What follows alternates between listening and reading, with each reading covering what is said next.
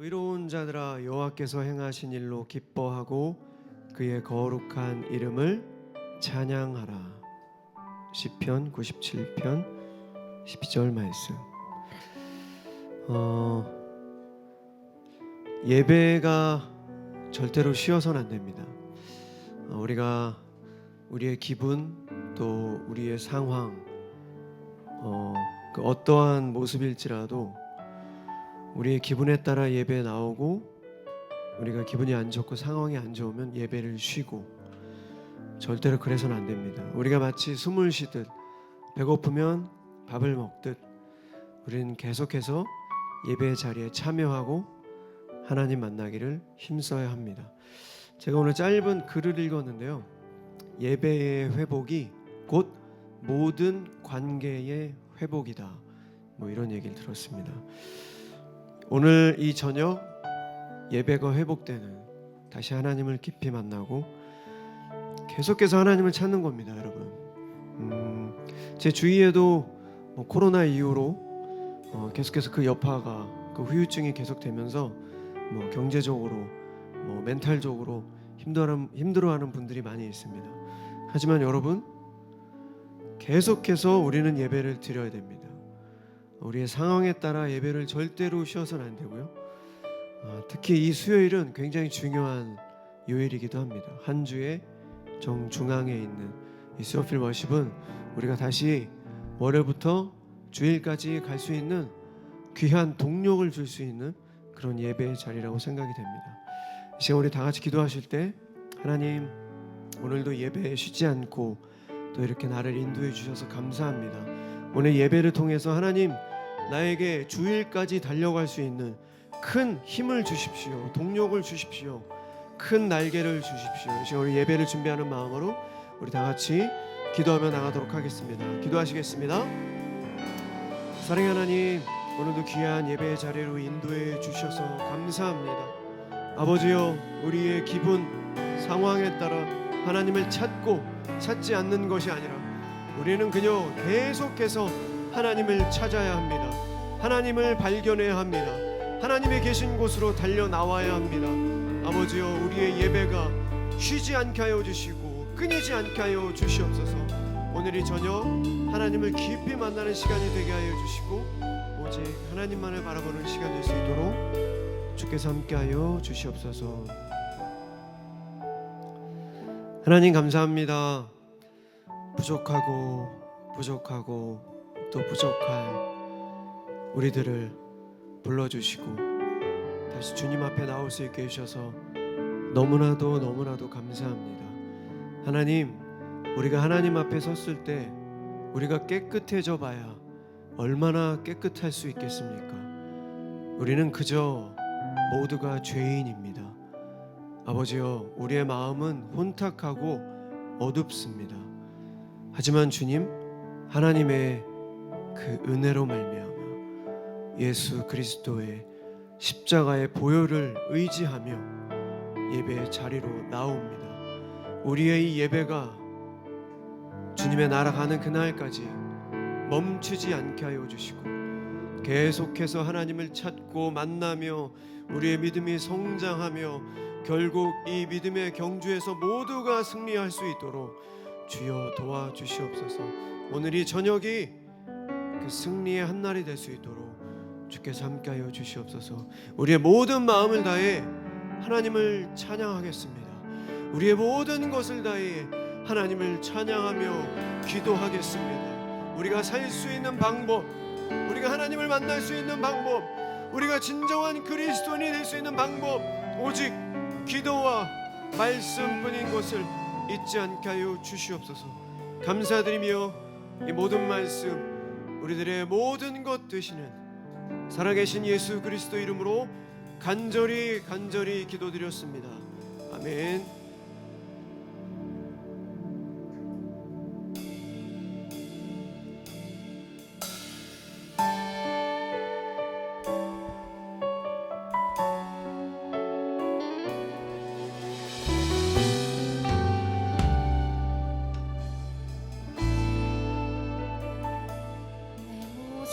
이대로 살아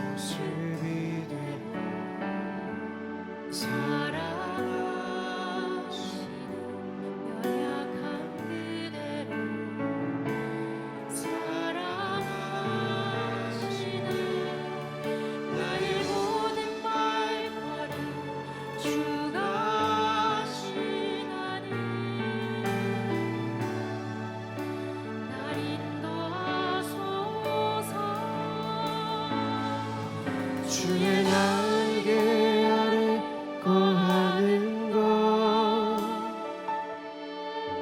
주의 임재 안에 거하는 것, 나의 가장 큰 소망, 나의 가장 큰 은혜, 주와 함께 동행하느니, 주의 날개 아래 거하는 것, 주의 임재 안에 거하는 것,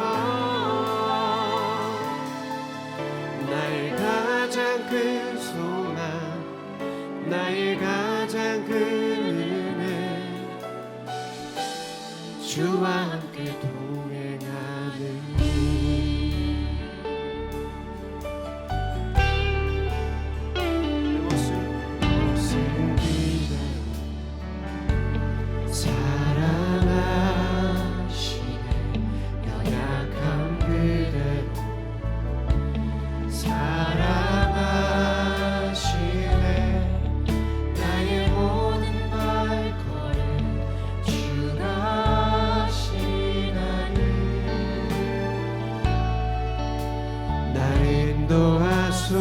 인도하소서.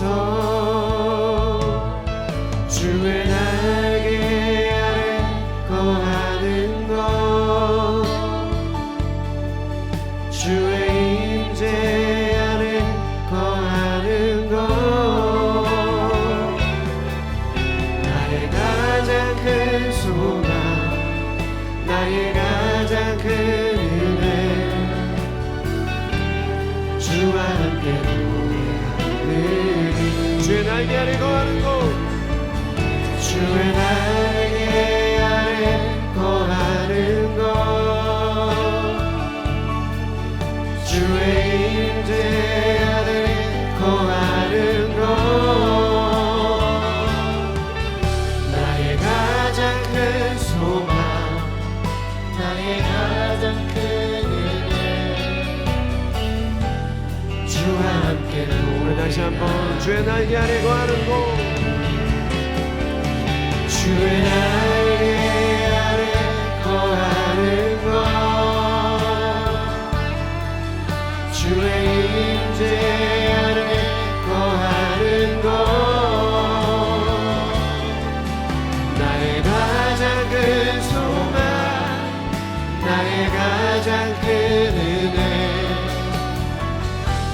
주와 함께 동행하는 주의 날개 아래 거하는 곳, 주의 날개 아래 거하는 곳,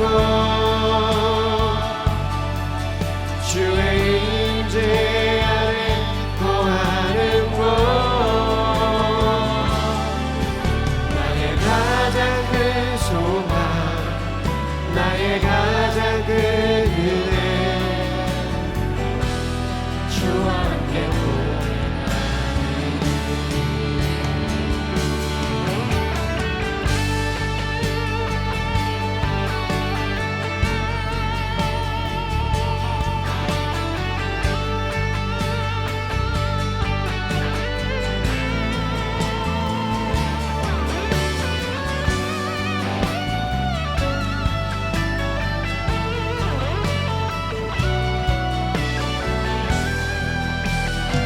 주의 날개 아래 거하는 곳,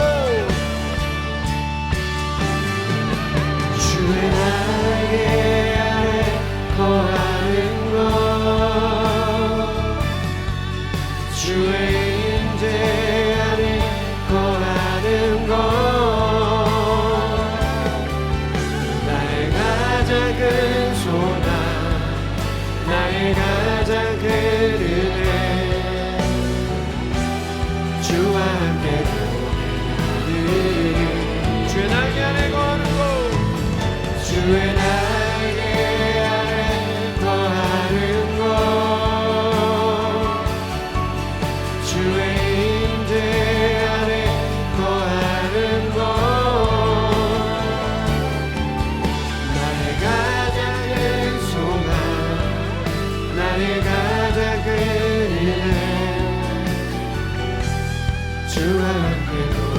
목소리만 주의 날개 아래 거하는 것, 주의 날개 아래 거하는 것, 주의 임재 아래 거하는 것, 나의 가장 큰 소망, 나의 가장 큰 은혜, 주와 함께 동행하느니. 주의 날개 아래, 주의 날개 아래 거하는 것, 주의 임재 아래 거하는 것, 나의 가장 큰 소망, 나의 가장 큰 은혜, 주와 함께 동행하느니. 우리 하나님께 영광의 박수 올려드리겠습니다.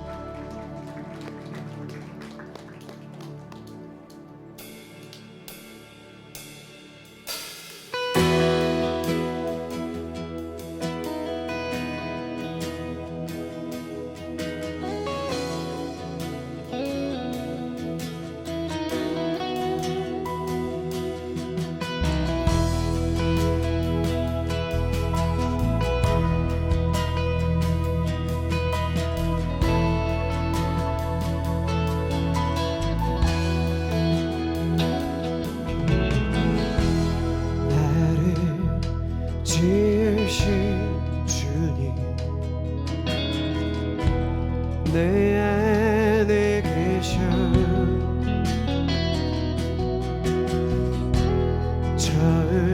처음부터 내 삶은 그의 손에 있었죠. 그는 내 아버지, 그는 내 아버지, 난 그의 소유. 내가 어딜 가든지 날도. 우리 다시 한번 나를 지으신 주님, 우리 모두 자리에 일어나 찬양하겠습니다. 나를 지으신 주님,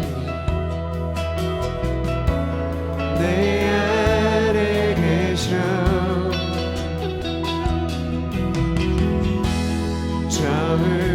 처음부터 내 삶은 그의 손에 있었죠. 그는 내 아버지,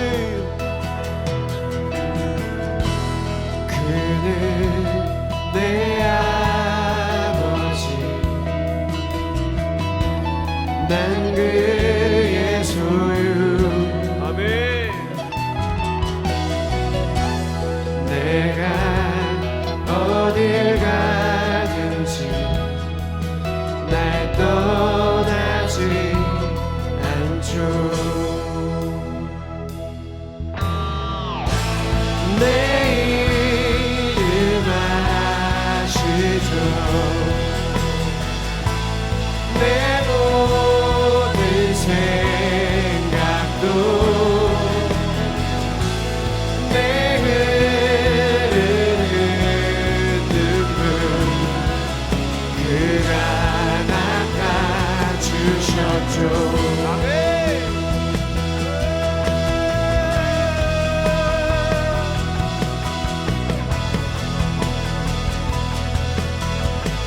나를 지으신 주님, 나를 지으신 주님, 내 안에 계셔.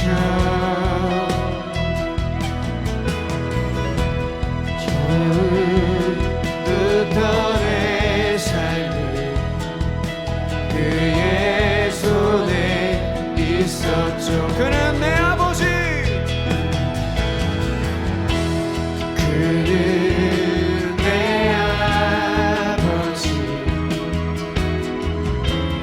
난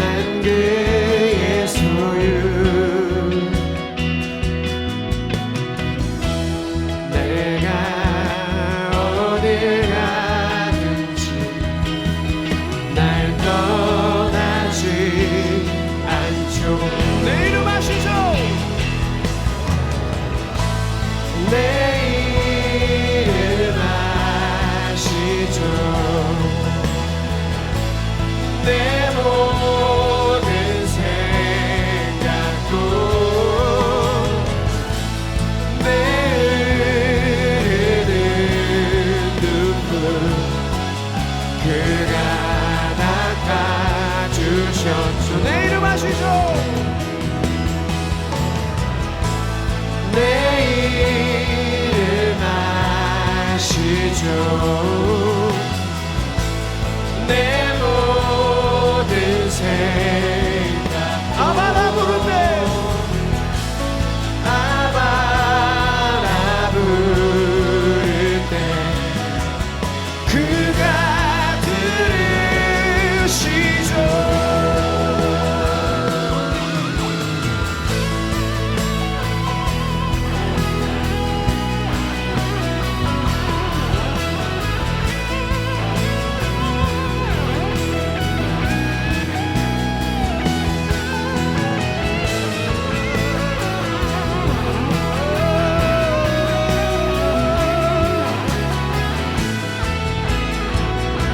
내 이름 아시죠?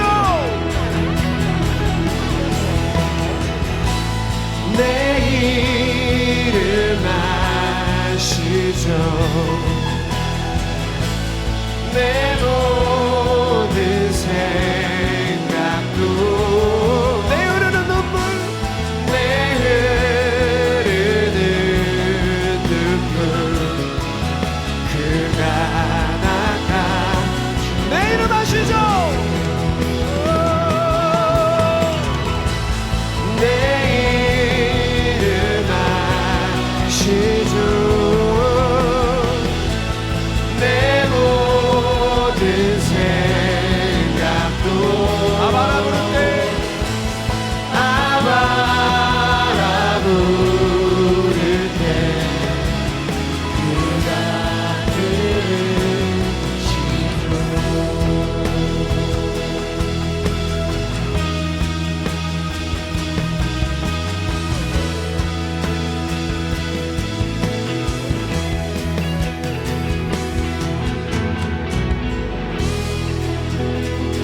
우리 하나님께 영광 박수 올려드리겠습니다. 할렐루야.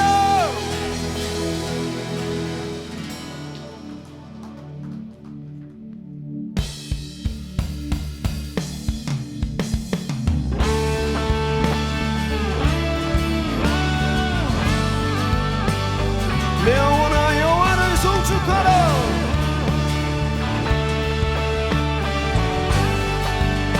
내 평생 사는 동안 사는 동안 주 찬양하리. 여호와 하나님 내 주를 찬양하리. 주님을 묵상함이 즐겁도다. 내 영혼 주 안에서 참 내 평생 사는 동안 평생 사는 동안 주 찬양하리. 여호와 하나님 내 주를 찬양하리.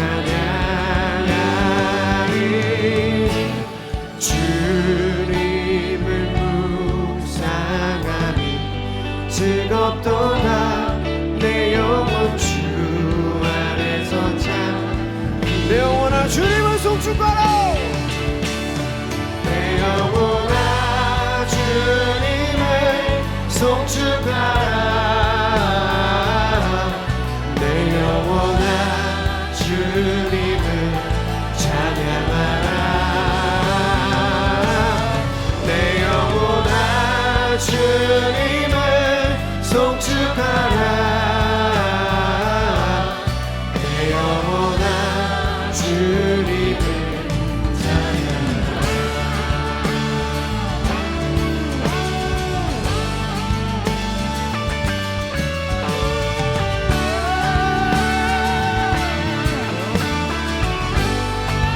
내 평생 사는 동안 내 평생 사는 동안 주 찬양하리. 여호와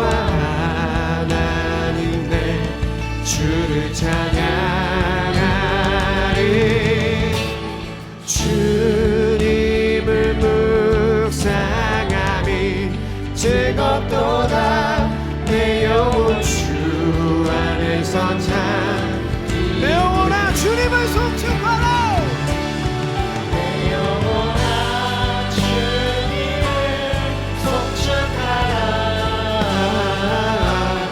내 영혼아 주님을 찬양하라 내 영혼아 주님을 송축하라 내 영혼아 주님을 송축하라 내 영혼아 주님을 송축하라 내 영혼아 주님을 찬양하라 내 영혼아 주님을 송축하라 내 영혼아 주님을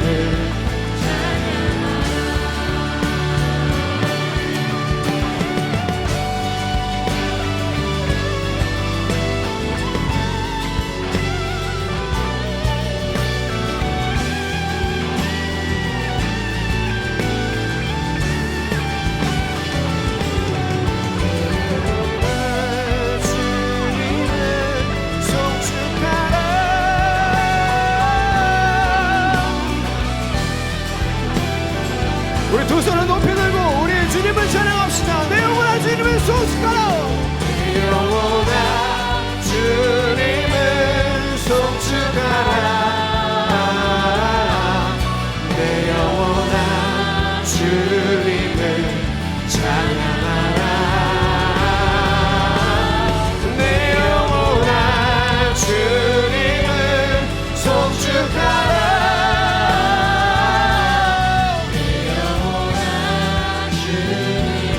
목소리만 내 영혼아 주님을 송축하라 내 영혼아 주님을 송축하라 내 영혼아 주님을 찬양하라 내 영혼아 주님을 송축하라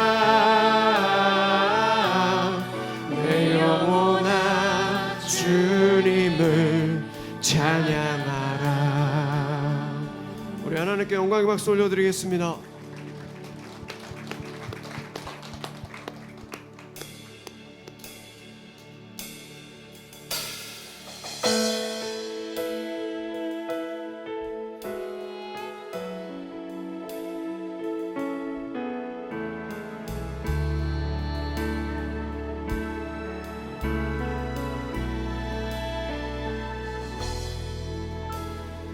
예수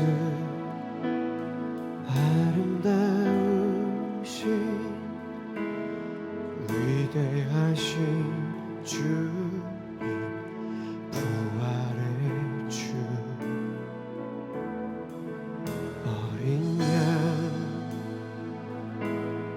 거룩과 공의 새벽별과 같은 나의 구주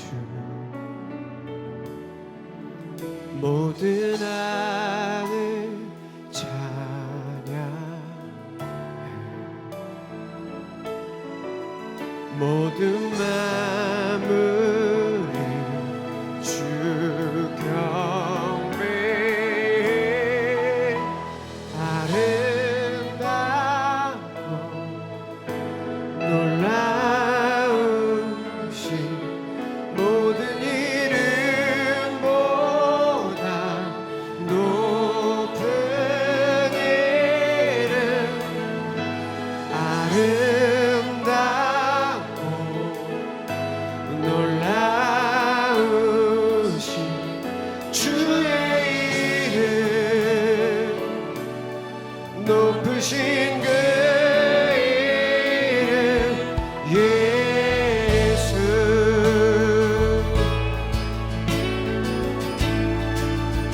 예수 아름다우신 예수 아름다우신 위대하신 주 부활의 주 아멘. 어린 양 거룩과 공의 새벽별과 같은 나의 구주 모든 하늘 찬양해 모든 만물이 주 영광 아름답고 놀라우신 모든 이름보다 높은 이름 아름답고 놀라우신 주의 이름 높으신 그 이름 예수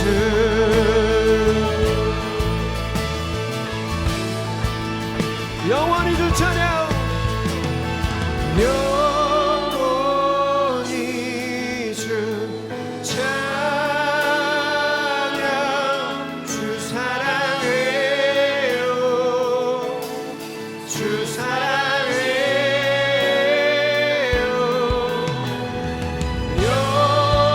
영원히 주 찬양 주 사랑해요 주 사랑해 영원히 영원히 주 찬양 주 사랑해요 주 사랑해 영원히 주 찬양 영원히 주 찬양 주 사랑해요 주 사랑해 아름답고 놀라우신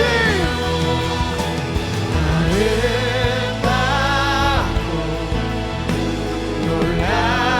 놀라우신 모든 이름보다 높은 이름 아멘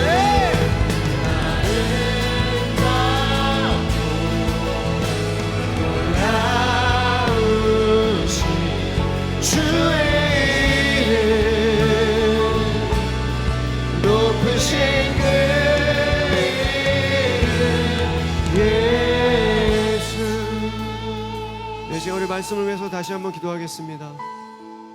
하나님 이 시간 주님의 말씀을 듣습니다. 우리의 형편이 어떤지 중요하지 않습니다. 아버지 이 시간 주님의 말씀을 듣는 것 얼마나 큰 은혜의 자리입니까? 말씀이 곧 하나님이십니다. 주여 이 시간 임승균 목사님을 통해서 주실 말씀 우리 마음에서 깊이 새겨주게 도와주시옵소서. 그 말씀이 우리를 지배하며 우리가 이 땅을 살아가는데 하나님의 영광 위하여 쓰임받는 주님의 아들 딸들 다 되게 도와주시옵소서. 이 시간 말씀을 위해서 우리 다시 한번 전심으로 기도하며 나가도록 하겠습니다. 기도하시겠습니다. 사랑의 하나님 이 시간 하나님의 말씀을 듣습니다. 주님의 말씀에 집중할 수 있게 하여 주시고 악한 마귀에 틈타지 못하게 하여 주시옵소서. 주님의 말씀으로 말미암아 다시 한번 승리할 수 있게 도와주시며 예배의 끈을 놓지 않게 하여 주시옵소서. 날마다 하나님을 찾고 예배의 자리에 나아갈 수 있도록 아버지여 도와주시옵소서.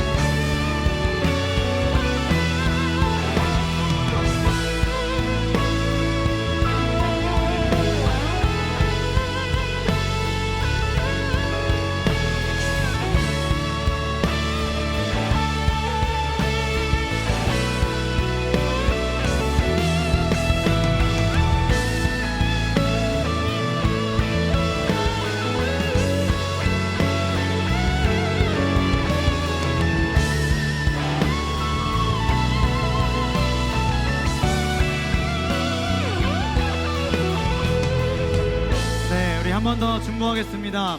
오늘의 중보의 대상은 온라인 예배자들입니다. 온라인 예배자들. 여러 가지 이유로 온라인으로 드릴 수밖에 없으신 예배자들을 위해서 함께 중보하고 싶습니다. 유학 중에 있거나 군에 있거나 해외에 있거나 도저히 이곳까지 올 수는 없지만 하나님 뜨겁게 사랑해서 예배드리기 위해 실시간 예배로 함께 하시는 사랑하는 예배자들을 위해서 중보해 보고 싶습니다. 예배를 향한 뜨거운 마음이 식어지지 않게 하여 주옵소서. 함께 예배하며 하나님을 경험하는 귀한 수요 피로십 자리가 되게 하여 주옵소서. 함께 중보하겠습니다. 하나님 아버지, 이 시간 주님 앞에 간절한 마음으로 기도합니다. 사랑하는 우리 온라인 예배자들을 위해서 기도합니다.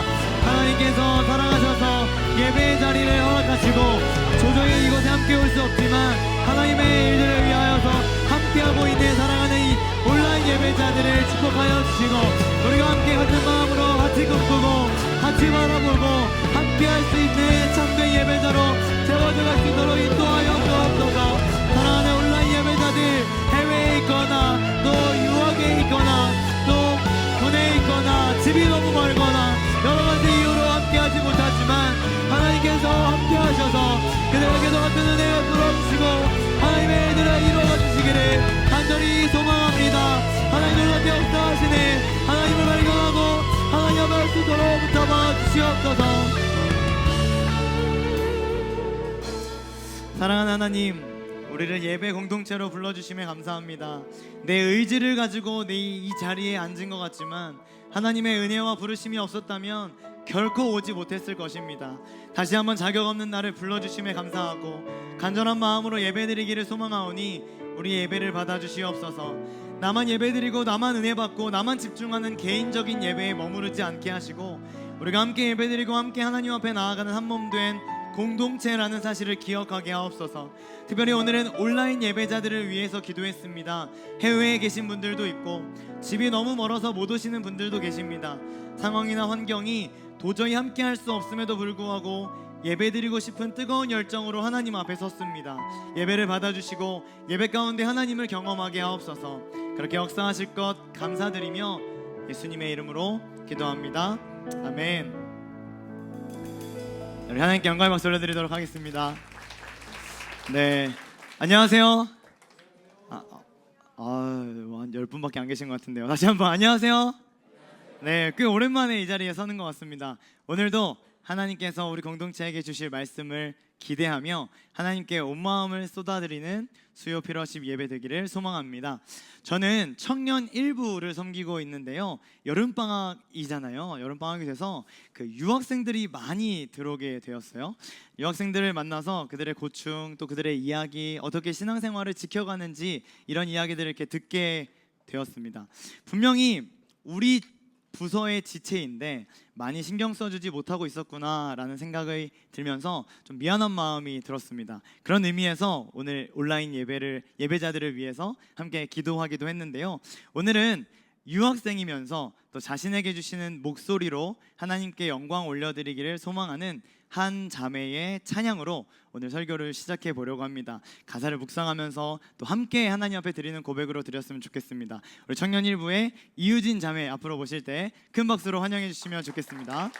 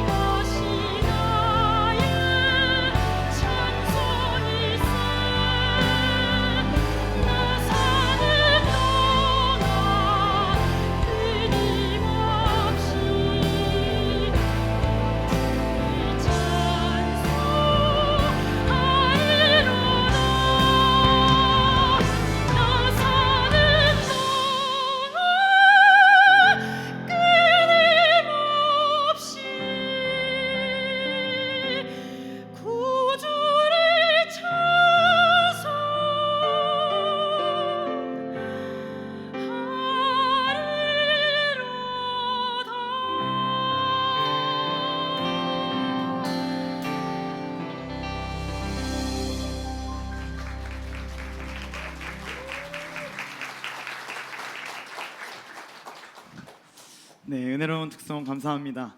결단코 후회하지 않는 믿음의 여정을 계속해서 걸어나가기를 소망하면서 우리 모두의 고백으로 드려졌기를 소망합니다. 아멘. 오늘 본문은 사무엘하 2장 1절부터 7절까지입니다. 딱 그때라는 제목으로 함께 나누려고 하는데요. 봉독하도록 하겠습니다. 합독으로 3절까지만 한번 읽어볼게요. 시작.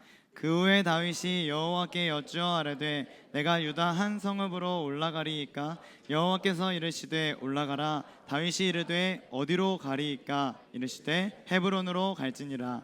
다윗이 그의 두 아내 이스라엘 여인 아히노암과 갈멜 사람 나발의 아내였던 아비가일을 데리고 그리로 올라갈 때에 또 자기와 함께한 추종자들과 그들의 가족들을 다윗이 다 데리고 올라가서 헤브론 각 성읍에 살게 하니라. 아멘. 네, 잘 오셨습니다. 복습을 먼저 해보도록 하겠습니다. 사무엘도 죽고 사울도 죽었습니다. 사울의 아들들도 죽었습니다. 2장 중반부에 보면 우리는 2장 초반부를 읽었는데요. 2장 중반부를 보면 사울의 아들 이스보셋이 마하나임에서 왕이 돼서 2년 동안 통치를 하는 장면이 나옵니다. 그렇긴 하지만 유력한 자들은 이미 블레셋과의 전투에서 다 목숨을 잃었습니다. 지난주에는 다윗이 진심을 다해 사울 왕가의 죽음을 애도하며 특별히 하나님 나라의 백성이 패배한 것에 대하여서 아주 마음 아파하는 장면을 함께 봤죠. 그리고 현실을 마주합니다. 지금 이 사무엘하 2장 다윗은 600명의 군사들과 어디에 있죠? 지금 어디에 있어요? 네, 맞습니다. 시글락에 있죠. 블레셋 지역이에요. 블레셋 지역 시글락에 있습니다. 상식적으로 사울이 죽었습니다. 어떻게 해야 됩니까? 시글락에서 나가야 됩니다. 어차피 사울이 죽었기 때문에 더 이상 다윗이 도망할 이유도 없었고요. 숨어 있을 필요도 없었습니다. 빨리 나가야죠. 10여 년 전에 사무엘에게 기름 부음 받았기 때문에 왕의 자리에 올라가면 되었습니다. 지난주에도 함께 나눴죠. 그런데 지난주에 슬픔에 빠져있던 다윗이 하루빨리 이스라엘로 올라가서 모든 절차를 다 거치고 왕의 자리에 등극을 해야 할 것 같은데 딱 그때 하나님이 세우시는 왕으로서 두 가지 거룩한 행동을 보여줍니다. 조급하지 않고 하나님의 때를 기다리면서 다윗이 어떻게 행동했는지 딱 그때 했던 두 가지 행동 함께 나누고 싶습니다. 하나님의 자녀로 다윗뿐만 아니라 우리도 하나님 앞에 쓰임 받기를 소망하면서 또 기대하면서 오늘 본문을 좀 나눠보도록 하죠. 첫 번째 거룩한 행동입니다. 사무엘하 2장 1절의 내용인데요. 제가 한번 읽어보겠습니다. 그 후에 다윗이 여호와께 여쭈어 아뢰되, 또 노란색만 보면 다윗이 아뢰되 이렇게 되어 있죠. 당장 왕의 자리로 올라가야 할 것 같은데 그냥 올라가는 것도 안 됩니다. 당장 빨리 뛰어가서 나 이제 왕 됐어, 사무엘이 나 기름 부었었잖아, 나 왕이야 라고 말해야 될 것 같은데 다윗은 잠잠히 하나님 앞에 엎드립니다. 기도합니다. 질문하죠. 하나님, 제가 어디로 가야 합니까? 하나님과의 교제 없이, 하나님의 인도 없이는 아무것도 할 수 없는 먼지 같은 존재라는 것을 그는 길고 길었던 도망자 생활 10년 동안 뼈저리게 느끼게 되었습니다. 하루도 하나님의 은혜가 아니고서는 나는 살아갈 수 없는 사람이구나 깨달았다는 거예요. 하나님이 도와주시지 않으면 나는 아무것도 아니구나 온몸으로 깨닫고 훈련받은 다윗의 신앙과 영성이 이 중요한 순간 딱 그때 하나님께 기도하는 거룩한 행동으로 발현되었습니다. 한때는 목숨을 부지하기 위해 블레셋 가서 망명해서 아기스 왕 앞에서 막 침 흘리면서 미친 척 했었잖아요. 기다리지 못하고, 어떤 하나님의 뜻을 기다리지 못하고 라마 나엿에 가서 마음대로 행동했다가 비참한 결과를 맞이하기도 했었죠. 이제는 압니다. 진짜 행복이 무엇인지. 하나님이 계시는 곳, 하나님이 이끌어 가시는 곳, 하나님이 가시는 곳, 하나님이 보시는 곳에 나도 함께 가는 거, 그게 복이구나. 두 손 두 발 들고 제일 먼저 달려가는 것이 진짜 행복이구나 깨달았다는 것입니다. 다윗이 이런 기쁨을 깨달은 지 3000년 됐습니다. 이 역사가 3000년 전이니까요. 기술이 발전했고 사회가 풍요로워졌기 때문에 이제는 더 이상 하나님께 여쭤보거나 하나님께 기도하며 물어보지 않아도 되겠네요. 그렇지 않죠. 제가 선교사 모임에 한번 갔던 적이 있었는데요.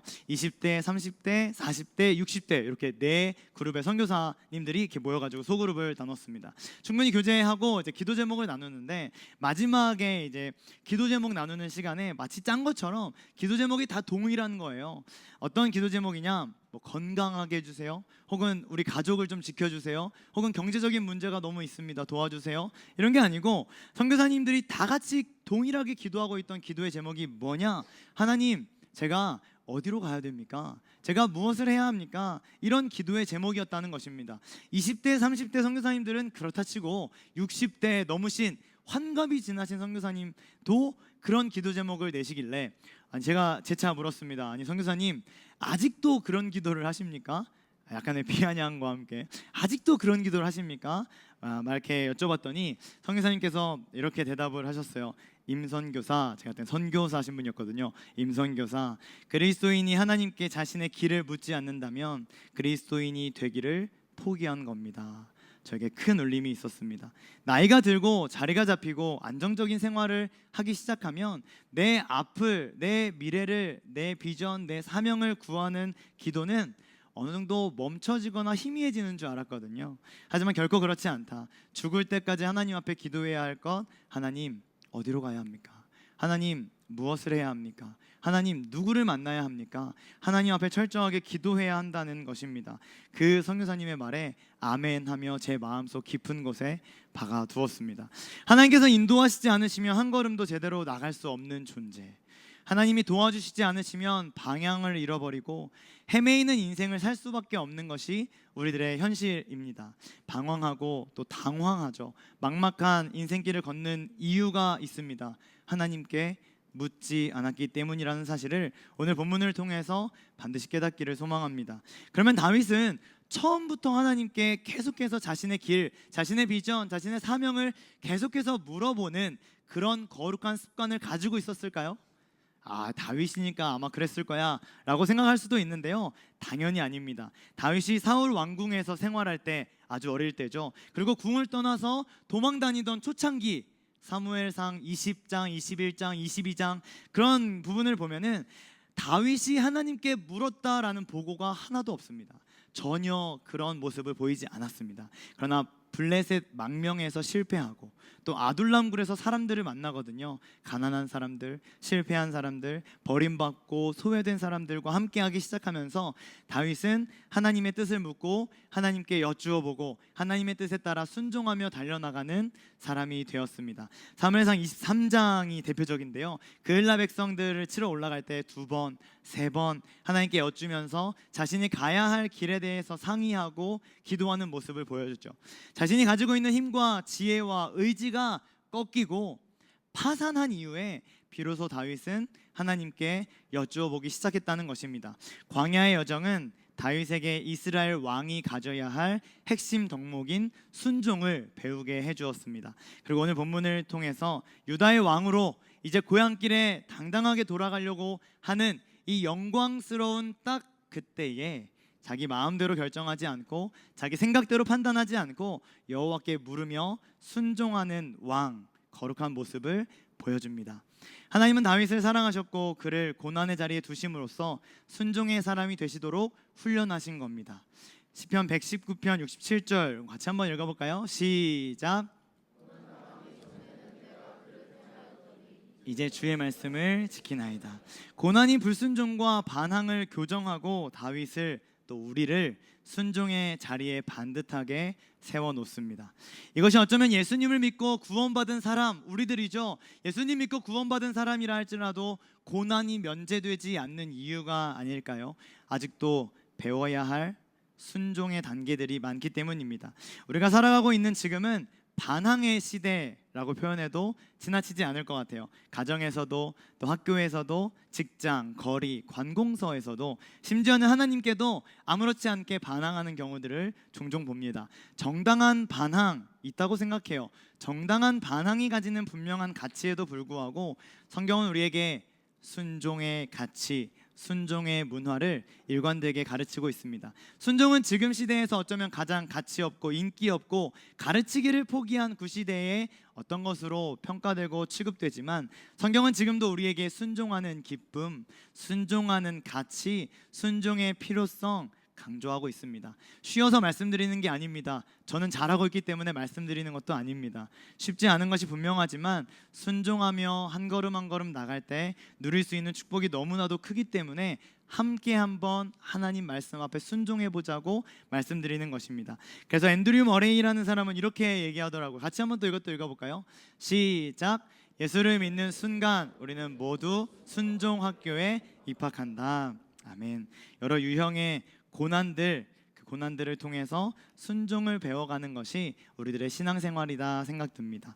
그러므로 고난이 내 앞에 있다 할지라도 원망으로 일관하지 마시길 축복합니다. 반항하는 자가 되지 말고 억지로라도 기뻐하고 이 고난 속에 배워야 할 순종의 가치, 순종의 모습은 무엇인가 하나님 앞에 묻고 기대하고 기도하면서 나아갈 수 있기를 소망합니다. 다윗은 이제 블레셋 땅 시글락을 떠납니다. 유대 땅으로 가는데요. 어디로 갈까요? 아까 읽었는데 헤브론으로 갑니다. 하나님은 왜 헤브론으로 다윗을 이끌어 가실까요? 헤브론은 유다 성읍 중에 가장 유명하고 큰 도피성을 가지고 있었습니다. 또 갈렙 가문의 성읍이었는데요. 언제 이 헤브론을 이스라엘 백성들이 정복할까요? 혹시 아시는 분? 네, 헤브론. 여호수아서에 이 산지를 내게 주소서 찬양하잖아요. 갈렙의 고백이거든요. 이 산지를 내게 주소서. 갈렙이 정복한 지역이 바로 헤브론이었습니다. 또 아론 계열 제사장들을 위한 성읍이었어요. 거룩한 지역으로 오랫동안 인정받고 유지해 오던 땅이었다는 것입니다. 여러 가지 이유가 더 있지만 가장 큰 이유, 다윗을 헤브론 땅으로 인도하시는 하나님의 큰 이유는 창세기에서 찾아볼 수 있습니다. 기근을 피해서 이집트에 갔다가 다시 돌아온 아브라함이 헤브론 마물의 상수리 나무 근처에 정착을 합니다. 조카 롯과 헤어졌잖아요. 그리고 하나님이 가나안 땅을 주시겠다고 약속해 주세요. 그리고 정착한 곳이 헤브론 땅이라면 헤브론은 하나님께서 자신의 백성들에게 주시고 싶은 거룩한 땅이다라고 설명해도 과언은 아닐 겁니다. 사라가 죽었을 때 헤브론에 장사되죠. 이삭과 야곱도 헤브론에서 살았고 나중에 아브라함은 물론 그의 아들, 며느리 전부 다 헤브론에 묻힙니다. 무엇보다 중요한 것은 2주 전에 아마 다 기억나실 것 같습니다. 주일 설교로 들었던 것처럼 아브라함 소유의 땅이 어디 있었죠? 네, 감사합니다. 헤브론 땅에 있었잖아요. 유목 생활을 하던 사람들이었기 때문에 또 족장들은 보통 땅을 구입하거나 소유하지 않았습니다. 유목민들이니까요. 그러나 유일하게 아브라함 집안의 소유된 땅 헤브론에 있었습니다. 여러 가지를 종합해 볼 때 헤브론은 하나님께서 아브라함에게 주신 언약의 땅, 이스라엘 백성들에게 주신 언약의 땅이다라고 부를 수 있을 것입니다. 그리고 오늘 다윗이 왕이 되려고 하는 딱 그때에 하나님은 헤브론으로 다윗을 부르십니다. 아브라함 때부터 하나님께서 계획하셨던 땅, 경배와 찬양의 소리가 울려 퍼지던 땅, 하나님의 약속이 가득한 땅에 올라가 그들은 다윗과 일행들은 그곳에서 순종의 제사를 드리게 될 것입니다. 실제로 헤브론을 중심으로 유다를 7년 반 동안 다스리게 되는 다윗의 기록들이 앞으로 우리가 살펴볼 기록들입니다. 질문 드려보겠습니다.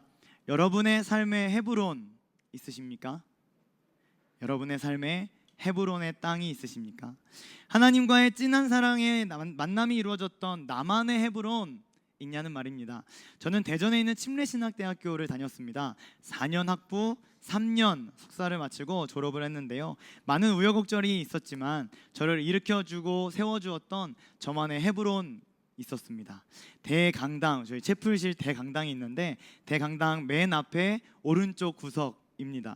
새벽마다 저녁마다 그 자리에 앉아서 흘렸던 눈물과 또 부르짖음은 매일같이 죄를 지으며 흔들리고 자빠졌던 저를 다시 일으켜 세워주었던 저만의 헤브론이었습니다. 마음이 무너질 때마다 또 내가 가고 있는 이 길이 맞나 아닌가 의심이 될 때마다 강당으로 달려가 오른쪽 구석에 앉아 한참을 하나님과 독대했던 그날들의 거룩한 추억이 지금도 저에게 힘을 주는 원동력이 됩니다.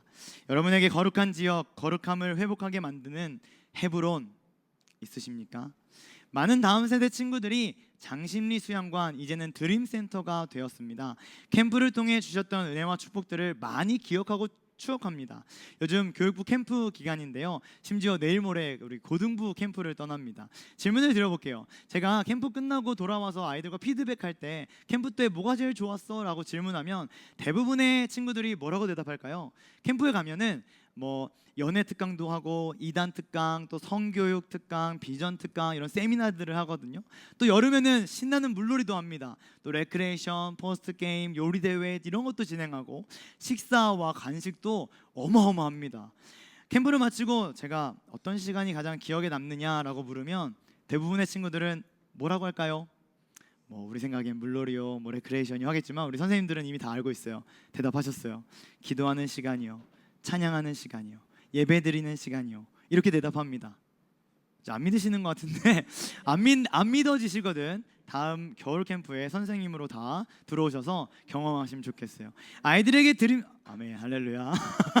아이들에게 드림센터가 거룩한 땅 헤브론이 되기를 간절히 소망합니다. 그곳에서 받은 은혜를 가지고 밖으로 나와 나와 하나님의 자녀로 멋지게 살아내는 그런 믿음의 다음 세대가 되도록 계속해서 간절하게 기도해 주시기를 부탁드립니다. 하나님께서 원하시는 왕은 순종하는 왕이었습니다. 고대 근동 세계에서 왕이 순종을 한다? 이건 모순입니다. 지금도 그렇지 않습니까? 절대 권력자 왕인데요. 그 왕이 다른 존재에게 순종한다? 말을 듣는다? 이상한 일이에요.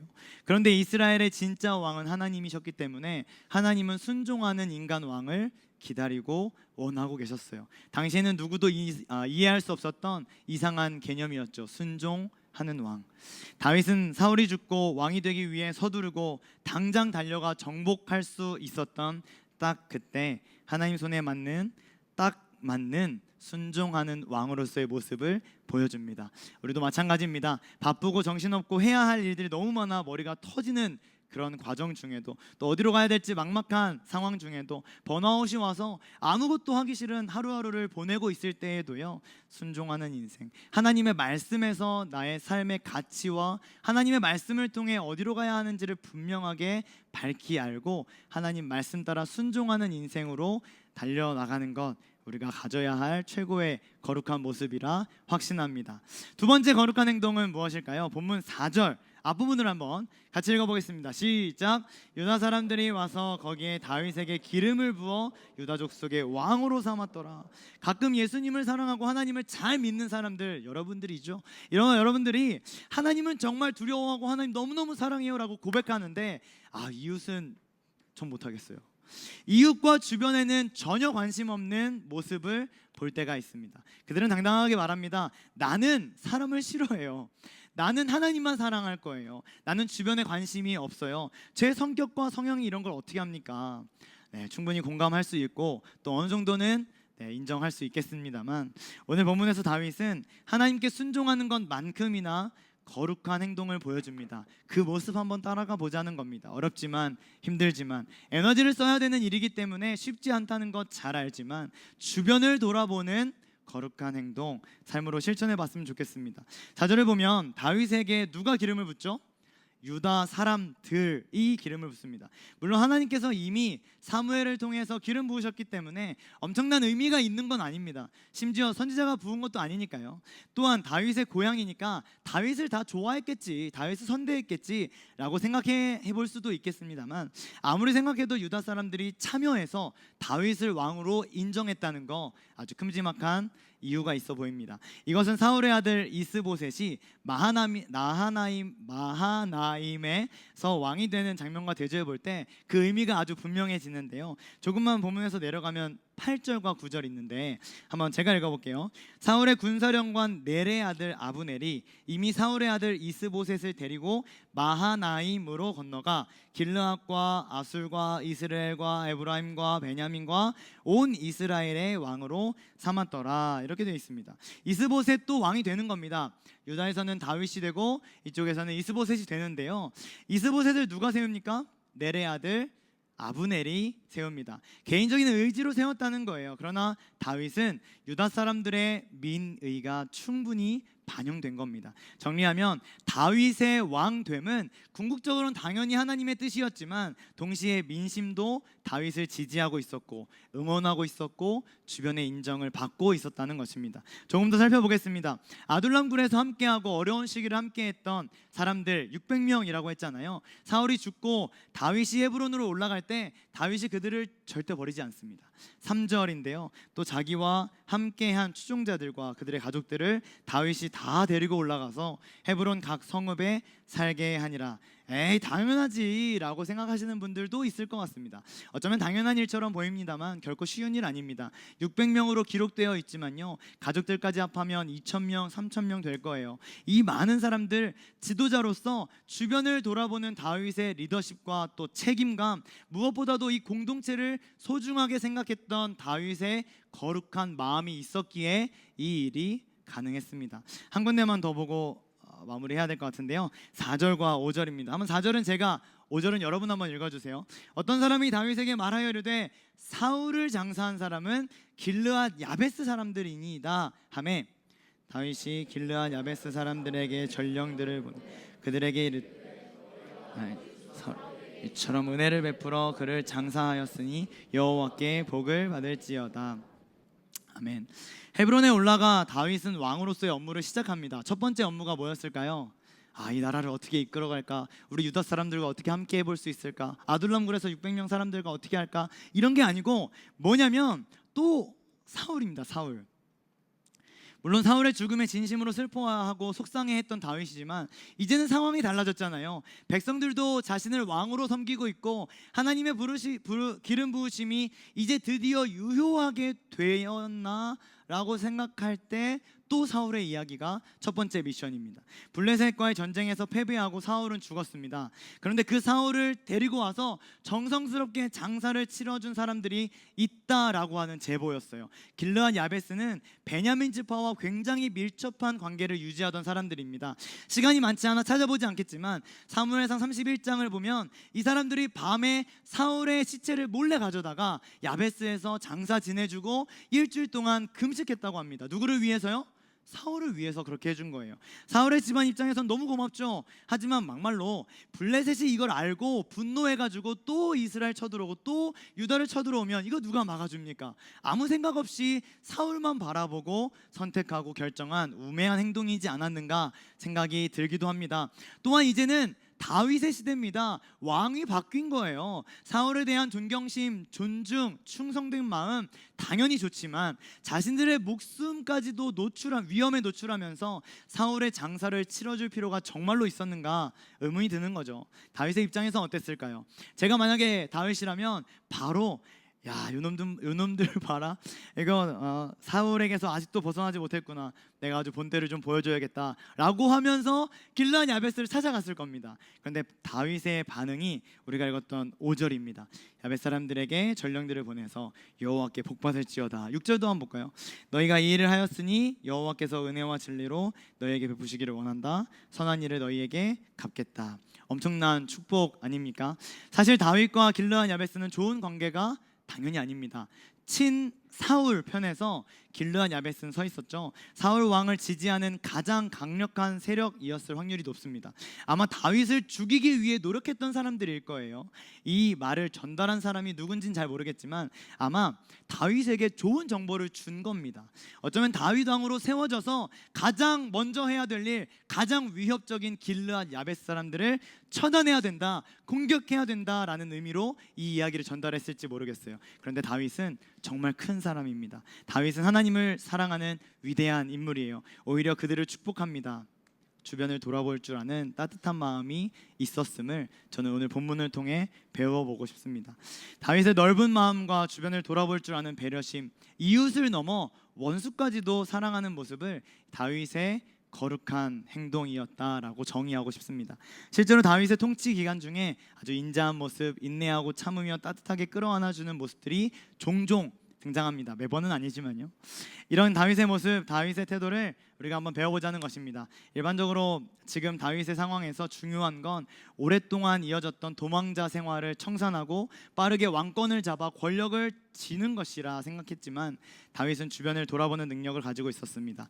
우리의 삶에도 주변을 좀 돌아볼 수 있는 따뜻한 마음, 인내하고 참아줄 수 있는 넓은 마음, 하나님의 마음이 장착되기를 소망합니다. 말씀을 마무리하겠습니다. 다윗의 왕위 등극 과정은 결코 순탄하지 않았습니다. 짧은 오늘 본문만도 쉽지 않았지만 앞으로 계속 쉽지 않습니다. 아마 다윗이 나그네로 도망자로 도망 다닐 땐 사울만 죽으면 진짜 편할 것 같은데, 사울만 죽으면 이제 끝인데 아마라고 생각했을지 모르겠어요. 전혀 그렇지 않았습니다. 사무엘이 다윗에게 기름을 부었죠. 또 골리앗을 때려잡을 때만 해도 다윗은 금방 왕이 될 줄 알았습니다. 그러나 10년 이방 땅에서 도망자로 나그네로 살면서 본문을 중심으로도 그렇고 앞으로도 그렇고 고난과 역경의 연속입니다. 심지어 사울이 죽었는데도 말이에요. 우리의 상황도 마찬가지 아닙니까? 그러므로 상황과 환경이 어떻게 펼쳐지는지는 정말 중요하지만 더 중요한 게 있다는 생각을 하게 됩니다. 사울이 죽는다, 골리앗을 쓰러뜨렸다, 헤브론에서 기름 부음 받았다, 이런 일들은 중요한 일이죠. 중요한 일이지만 더 중요한 건 그때 어떤 상황이 내 앞에 펼쳐졌을 그때 하나님께 묻고 기도하며 순종하게 해주세요라고 기도하는 것이 중요한 거 아니겠나. 눈을 들어 나만 바라보게 되는 그때 주변을 돌아볼 줄 아는 다윗의 태도를 우리가 가져야 하지 않겠나. 급하고 바쁜 일들이 내 삶에 산적해 있다 할지라도 하나님께 먼저 묻고 질문하고 그 앞에 순종하는 참된 그리스도인으로 살아주시길 부탁드립니다. 개인주의가 아무리 심각해졌다 할지라도 주변을 돌아보아 손 내밀어주고 끌어안아줄 수 있는 거룩한 행실로 하나님께 쓰임받는 믿음의 세대가 되어주시길 부탁드립니다. 우리 찬양으로 한번 우리 믿음의 고백을 드렸으면 좋겠는데요. 고르고 나니까 아시려나 하는 생각이 들어요. 잘 모르시더라도 한번 따라해 주시고 또 이 믿음의 가사 또 고백의 가사를 묵상하면서 함께 주님 앞에 드렸으면 좋겠어요.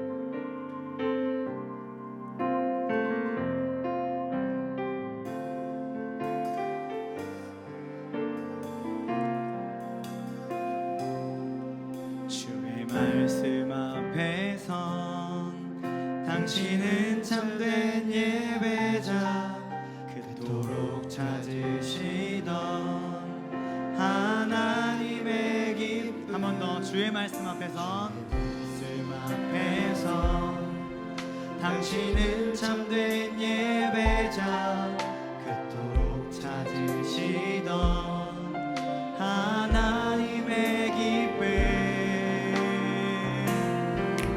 이 세상을 향한 거룩한 생명빛 되어 이 세상을 위한 구원의 소망 되어 영원한 하나님의 나라 함께 우리 처음부터 한번 고백하겠습니다. 주의 말씀 앞에서, 주의 말씀 앞에서 당신은 참된 예배자, 그토록 찾으시던 하나님의 이 세상을 향한 거룩한 생명빛 되어 이 세상을 위한 구원의 소망 되어 영원한 하나님의 나라 함께 이 세상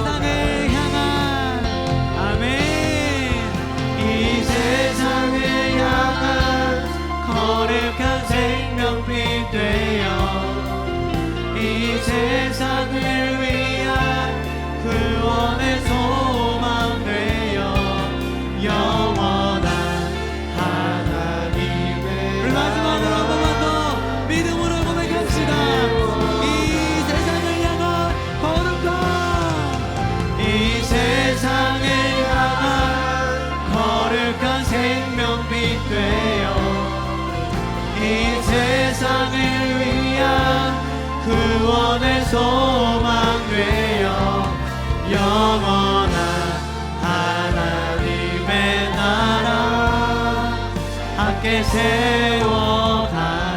우리 함께 기도하겠습니다. 첫 번째 기도하고 싶은 건 하나님, 순종하고 싶습니다.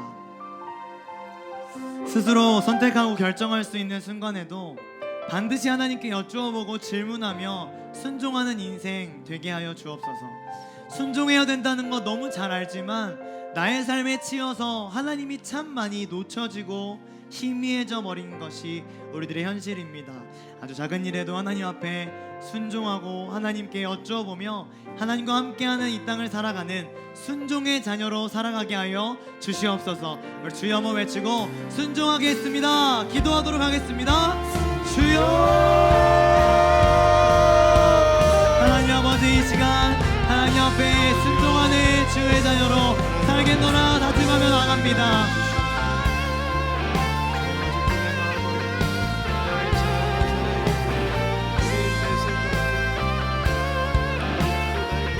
하나님 아버지, 순종하는 사람으로 살아가기를 원합니다.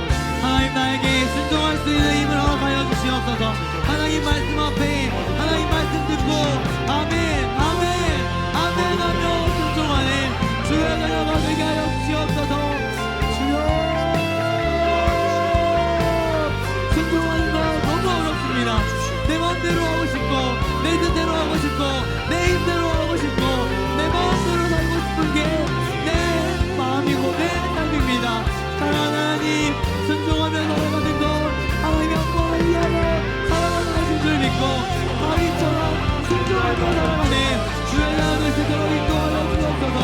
사랑하는 하나님 앞에 간절하게 기도합니다. 사랑하는 하나님 앞에 순종하기를, 하나님 말씀 앞에 순종하기를 간절히 기도하오니 하나님 우리 안에 하나님의 충만함을 더하시고 순종하는 주의 자녀로 살아갈 수 있도록 잡아주시옵소서. 하나님 말씀이 들려질 때 아멘 아멘 내게 내 뜻, 내 것도 내 생각을 심어주고 하나님 말씀 앞에 순종하며 가겠습니다. 순종하며 가겠습니다. 주여, 주여, 순종하는 주의 자녀로 내가 되게 하여 주옵소서. 순종하며 나아가며 하나님 말씀을 하나님 말씀으로 주옵소서. 주여, 하나님 말씀하시고 하나님 명하시고 하나님의 말씀에만 아멘으로 하나님을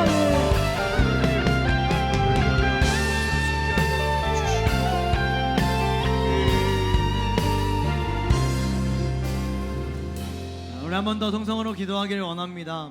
다윗은 아무리 바쁘고 또 해야 될 일이 분명하다 할지라도 나를 바라보지 않고 하나님을 거기에서 멈추지 않고 주변을 바라보는, 주변을 돌아보는 왕으로의 시작을 보여줍니다. 그리스도인들은 당연히 주변을 돌아보는 사람이어야만 합니다. 나의 성격과 성향과 상관없이 할 수 있는 만큼 주변에 하나님의 사랑을 흘려보내고 주변을 살려내는 내가 될 수 있게, 내 삶이 될 수 있게 해달라고 기도했으면 좋겠습니다.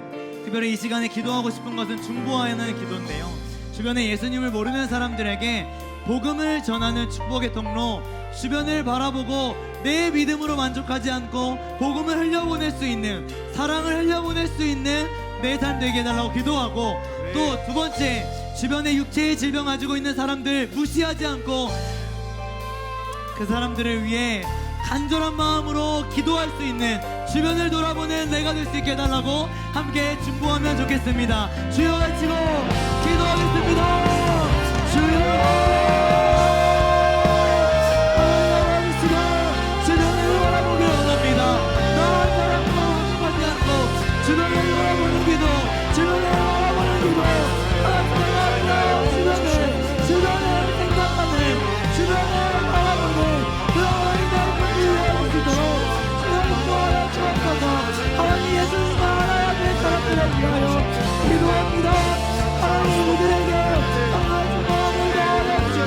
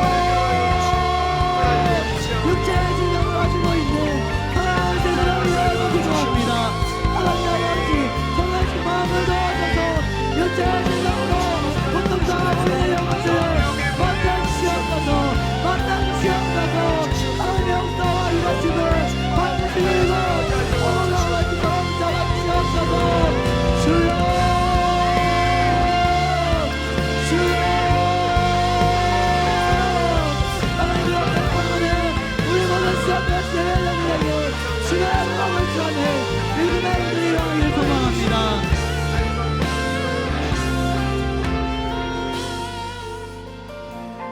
한 가지만 더 중보하고 마치도록 하겠습니다.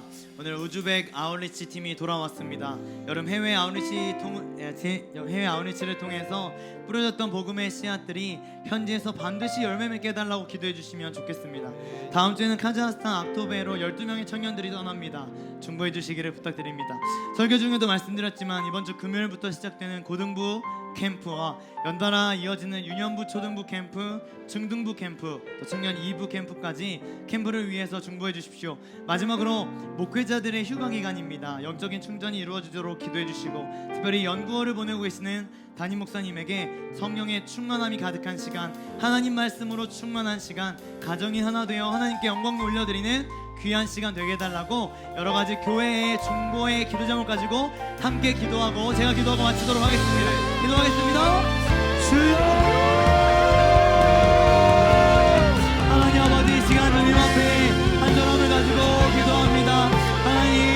하나님께서 우리 우즈베키스탄 선교 활동을 통하여 우리에게 귀한 시간을 주시네 감사합니다. 하나님, 우즈베키스탄에서 선교하도록 사랑하는 지체들의 마음 가운데 성령의 충만함이 놀랍게 일어나시도록 잡아주시고, 거룩한 열매들이 그곳에서 맺혀질 수 있도록 잡아주시옵소서. 하나님, 다음 주에는 카자흐스탄 악토베로 12명의 형들이 떠납니다. 하나님, 악토베를 통하여 이루어가실 하나님의 놀라운 일들을 기대합니다. 하나님 또한 하나님 앞에 한 걸음 기도하기는 우리 고등부 캠프, 초등부 캠프, 중등부 캠프, 유년부 캠프를 마치고 영성의 부른 자리가 될 수 있도록 인도하여 주시옵소서. 하나님께서 역사하시고 일하셔서 하나님의 일들을 이루어가 주시기를 간절히 소망합니다. 목회자들의 선거 기간입니다. 하나님, 목회자들에게 성의 충만함을 더하여 주시고 하나님 영적인 충만이 이루어질 수 있도록 잡아주시며, 하나님 목사님 하나님께서 놀랍게 역사하실 때 하나님 목사님에게 성의 충만함을 더하여 주시고 정보를 통하여 하나님의 말씀으로 충만한 시간, 하나님께서 함께하시고 놀라운 시간, 가족들과 함께하며 하나님께서 주시는 평안함과 위로와 평안함이 넘쳐나는 귀한 은혜의 시간을 쓰도록 잡아주시옵소서. 하나님, 여러 가지 교회의 일들을 가운데 함께하여 주셔서 감사드립니다.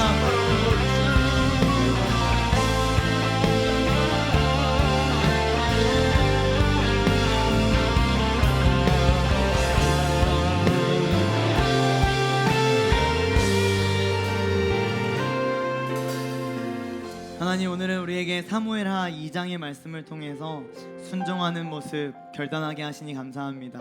알고 있었는데 살아가다 보니까 참 잘 되지 않는 하나님 앞에서의 순종, 하나님 말씀이 어떠하든 그 말씀 앞에 순종할 수 있는 우리 모두가 될 수 있도록 축복하여 주옵소서. 순종하기 위해서는 하나님의 말씀이 있어야 합니다. 말씀 가까이 하는 수요 필요하신 모든 예배자들이 될 수 있도록 인도하여 주옵소서. 뿐만 아니라 하나님 앞에 순종했다면 이제는 주변을 돌아보는 마음 가지기를 또 결단하고 다짐했습니다. 하나님, 이것은 하나님께서 부어주셔야 가능한 마음입니다. 내 힘으로 사랑하려고 하면, 내 힘으로 섬기려고 하면 한계가 있기 때문입니다. 지치기 때문입니다. 하다 보면 힘들기 때문입니다. 그래서 하나님이 부어주시는 놀라운 그 크신 사랑으로 말미암아 주변을 돌아보고 주변을 사랑하고 주변에 힘들어하는 지체들 손 잡아 일으켜주고 또 끌어안아주고 많은 영혼들을 살려낼 수 있는 우리 피러십 예배자들 모두가 될 수 있도록 축복하여 주옵소서. 그래서 우리를 통하여 하나님이 기뻐하시는 멋진 하나님의 나라가 온전하게 세워져 갈 수 있도록 축복해 주옵소서. 우리를 그렇게 사용하실 것에 감사드리며 예수님의 이름으로